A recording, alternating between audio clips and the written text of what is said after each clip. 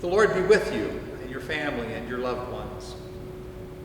As we continue moving through the readings of this week, we come in the first reading again today, following the exile of and deportation of the Jews into Babylon. We have today the detailed description of the destruction of the temple.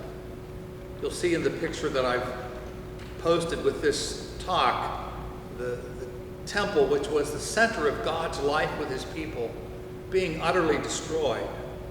This is the destruction of the first temple. Later, after the time of Jesus, in the year 70, the second temple, which was rebuilt by Herod, the second temple will also be destroyed. But it's Jeremiah is the one who has had the challenging ministry to warn the people of Israel about their infidelity.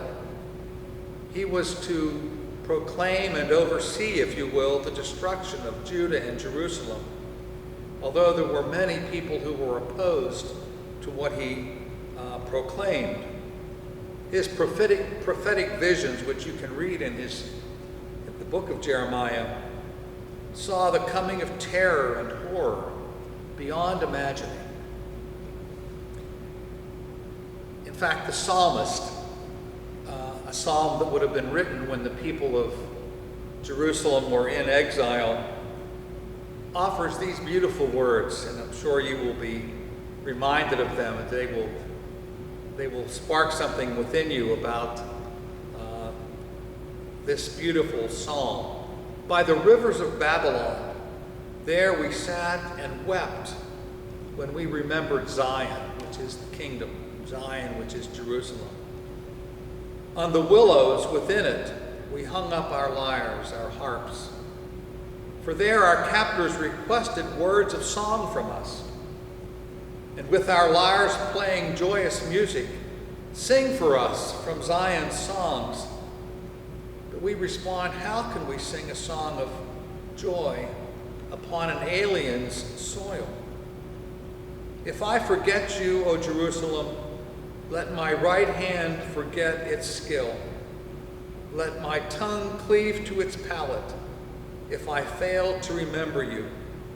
If I fail to elevate Jerusalem above my foremost joy. We can feel in this beautiful psalm the depths of difficulty and pain that the people of Israel felt as they remembered their homeland.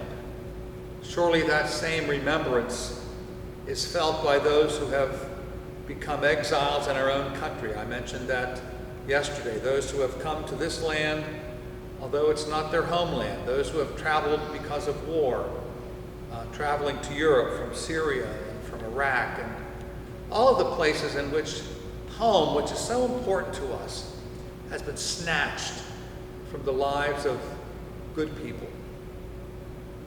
So as we reflect today upon the destruction of the city of Jerusalem, where it is burned to the ground and everything is lost, we find that these words of Jeremiah and the words of the psalmist give us hope that we will never forget God's presence with us. No matter how difficult our own circumstances are, we know that the Lord remains with us. How could I forget Jerusalem? The psalmist says, should a mother forget her son, I will never forget Jerusalem.